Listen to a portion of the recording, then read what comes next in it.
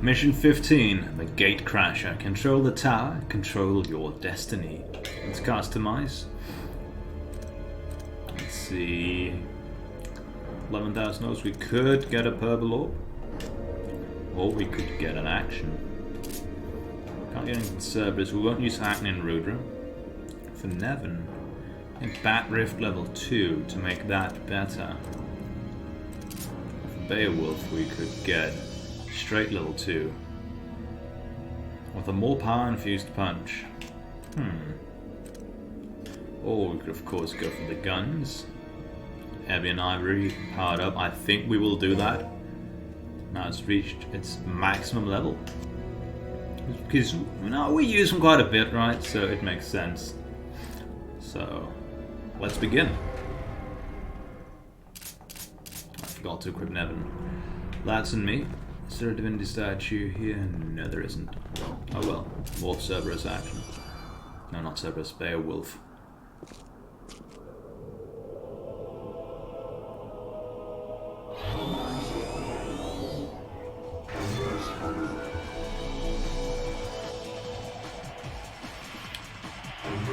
This thing looks like an angel, but it isn't. Again, remember, there are no angels in the Devil May Cry world. You can see when the wings go away, you can see the stomach, which is a bit more outright demonic in appearance. But they also phase through walls, and that's really the most annoying part about them.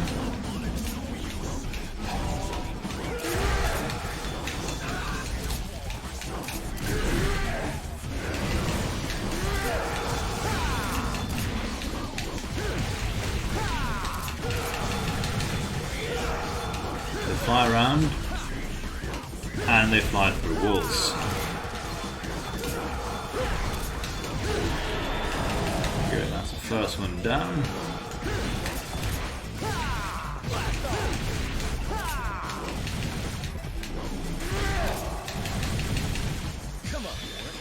Come on, Whip.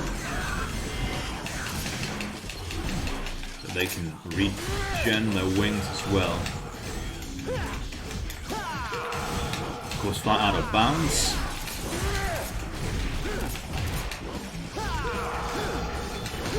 Apologies, no.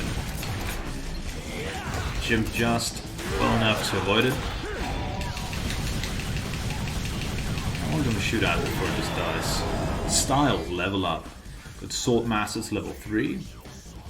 Giving is a move for every weapon. It's only just showing is for Cerberus and Rebellion, because those are the base weapons, I guess.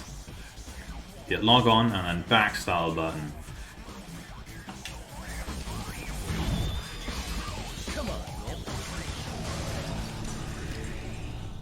Also have noticed that after the second virtual fight, the background music changed.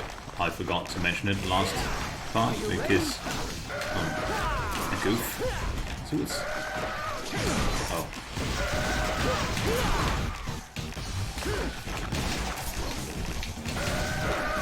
Maybe the door isn't locked. We can, in theory, just go past them. But we can also get a...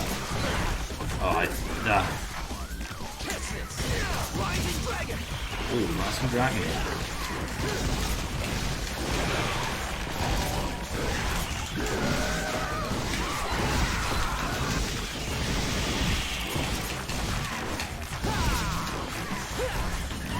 Backstyle for Beowulf is a very powerful uppercut.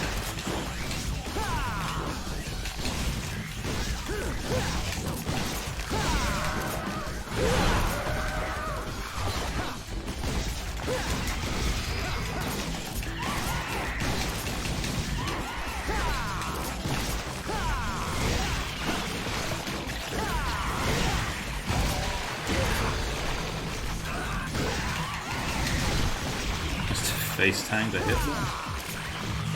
Usually not something you want to do.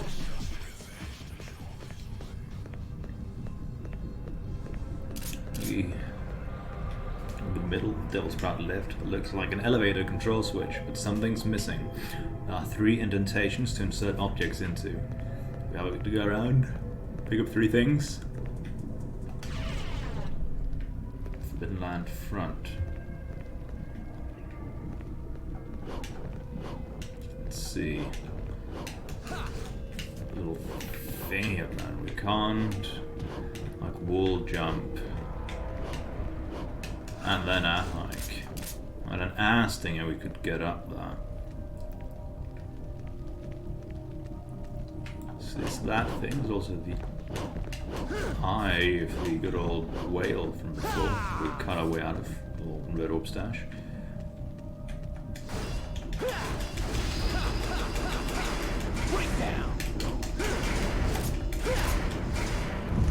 Go, an energy source has been activated. A large snapping sound, like 2 parts locking together, can be heard from beyond the wall.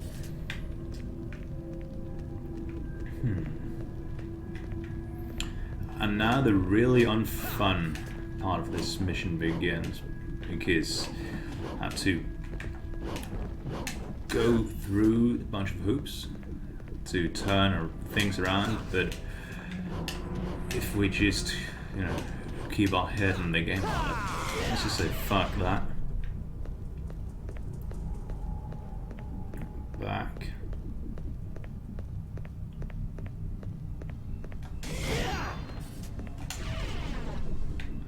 Because now this wheel has appeared.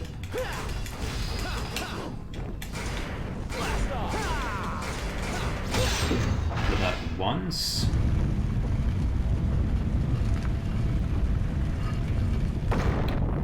Massive force is shaking the tower. It feels like the whole tower is rotating.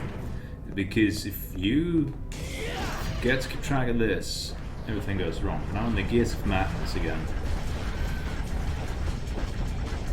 And now they're rotating because you turned on the mechanism.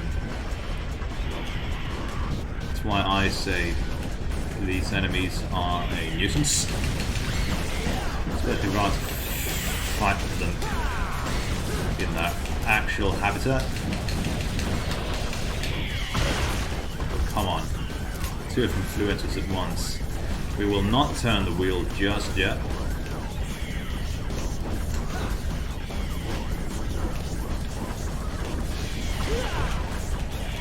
I was keeping track of something else there. Go back here. And everything's, well, become even more fierce and evil and demonic with... There's a blue fragment up here. Nice.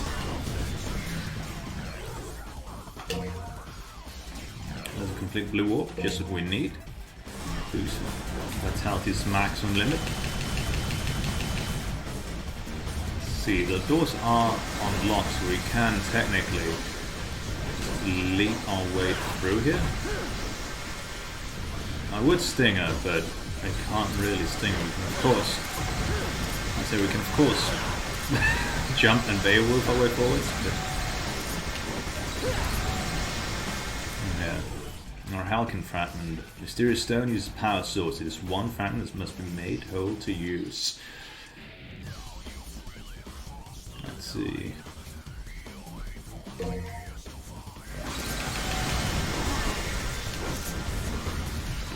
Back. Easier to do if we weren't dodging those things and if I wasn't being absent-minded. Luckily we got a health upgrade. It's just, you know, to up the damage we've taken. Let's see.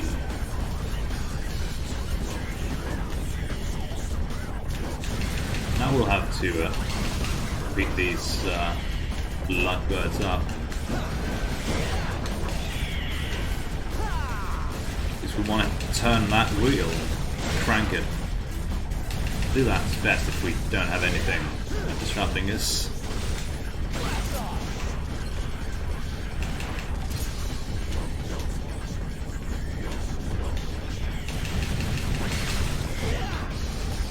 Come on, Dante.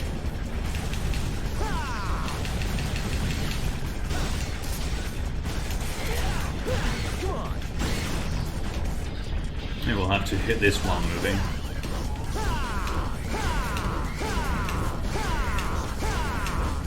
That's a effective way of doing it, I do apologize. So force is shaking the tower. The tower is rotating.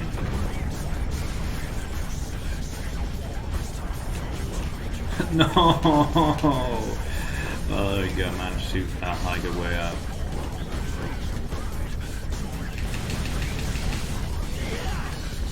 You're supposed to do the long jump. So, last one gets to live. A rounded pathway. These treats. Damn it.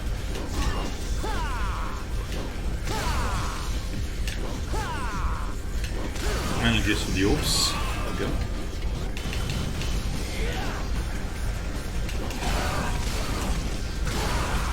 Yeah. Landed on the thing.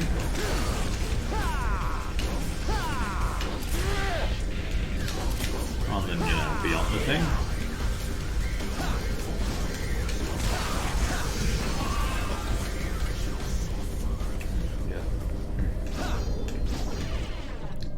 And a provision storeroom. More Spidey boys. Pick up the Orhalcan fragment. Let's see. Well, in the end, it'll fill out 3. It's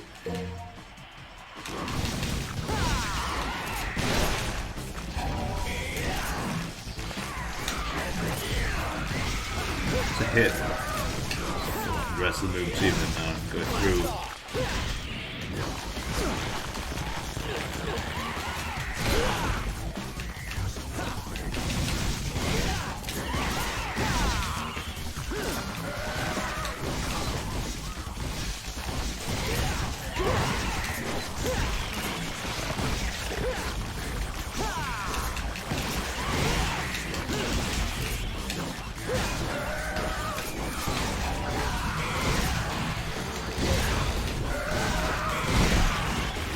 Go. Optional 5.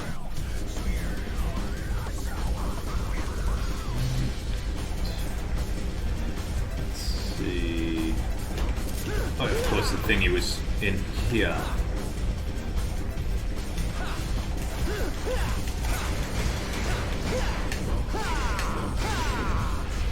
Go.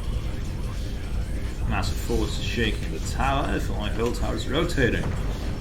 If you fuck up in just one of these, you're absolutely done for because it'll be hard to, get your bearings again. Just ignore those.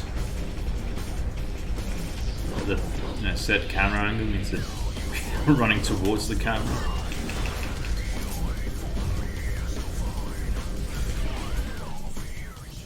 Here. 4,000 orbs. See, some orbs are back here, even though now it's no longer underground, it's above ground. A wheel to turn. This is all, thing we could hit to rotate it all, but we won't be doing that right now. Just picking up all the orbs, because I like orbs, and I cannot lie. The bigger the better. Am I right? I don't like this mission, mainly because of how disorienting it can be if you aren't keeping your head straight. I get some of these. Okay, I just jumped up narrowly, but okay, I guess. There we go. The last Orhalcan fragment. Anything need in here? No. These bastards. Luckily, they don't have a lot of health if we manage to get them out. But at the risk of our style rating being absolutely garbage, let's see. So we turn this.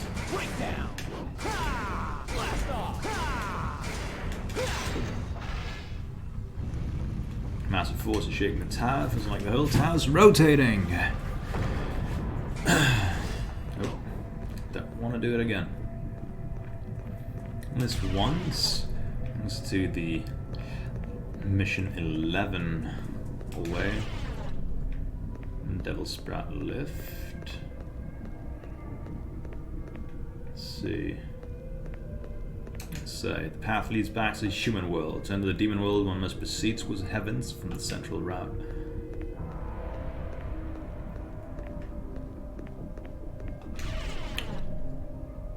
Wait, no. It came from that, then I got disoriented because my goober horse door. It's back to where we fought Garion.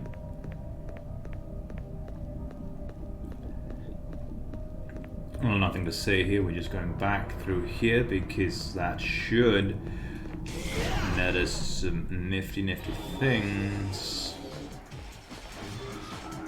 But we can just go whoop all the way back down here and see.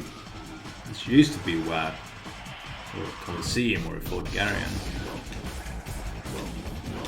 And it's because there's a little blue up fragment here. And I enjoy picking up blue up fragments, and now we're just gonna leave.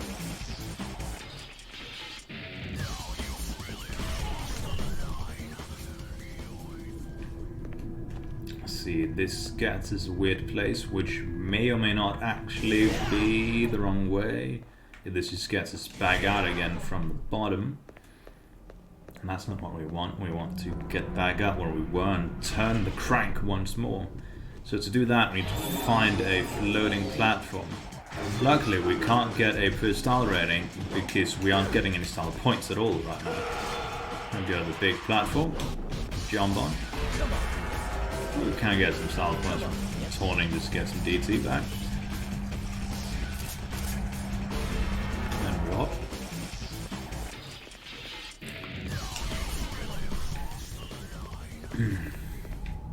And then we go back up the staircase out of the Garion room. And whoop. Ignore the divinity statue because we can't buy anything. We're back out here, and then we run back around. Open the door, get on the floor. Everybody do the dinosaur. And we're back here, and we turn the crank once more.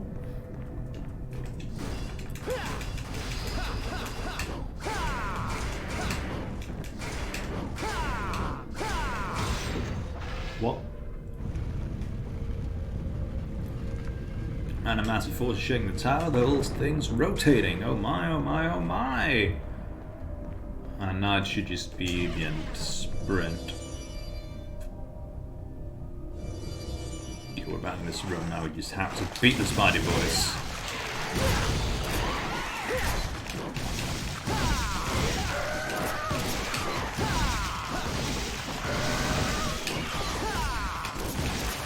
I haven't really used the Rebellion move we just got from leveling up the Assault Master start.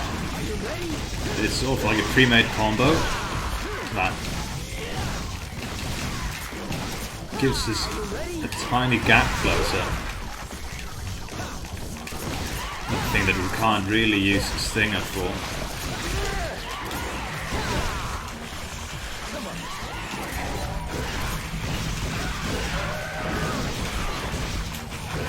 Against enemies like this, because it knocks them away. Then it goes on into a massive combo for those star points.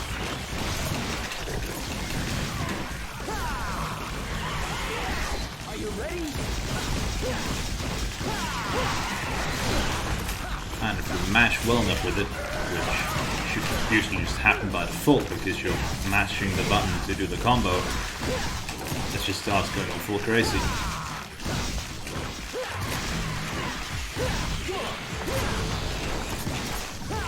Are you ready? See, there we go. Down and out.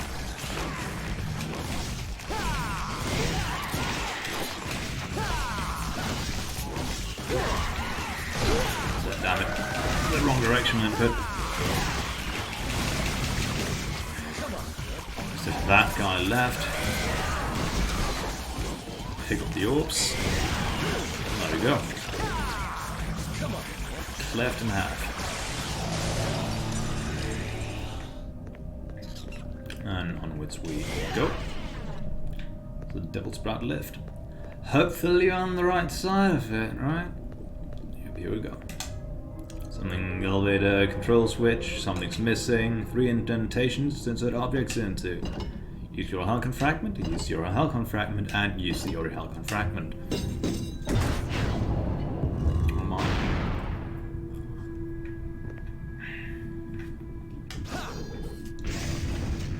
So it goes slightly further in. And there we go. We've gone up.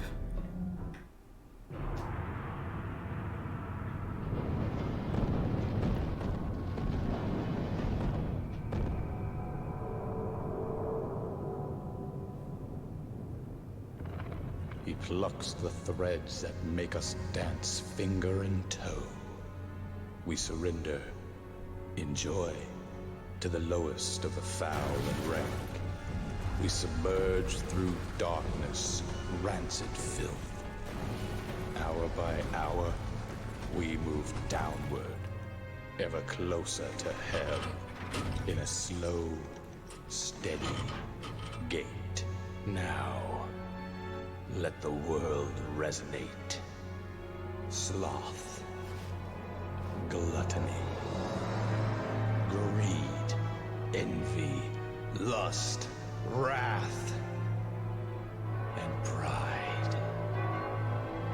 A bell of chaos that tolls human desires.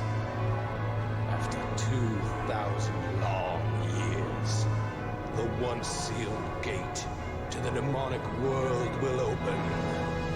Destruction!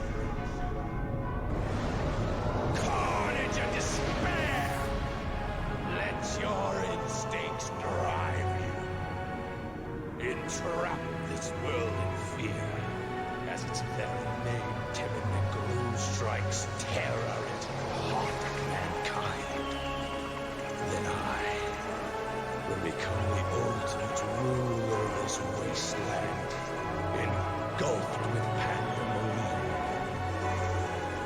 The demonic power that Sparta once imprisoned will be mine!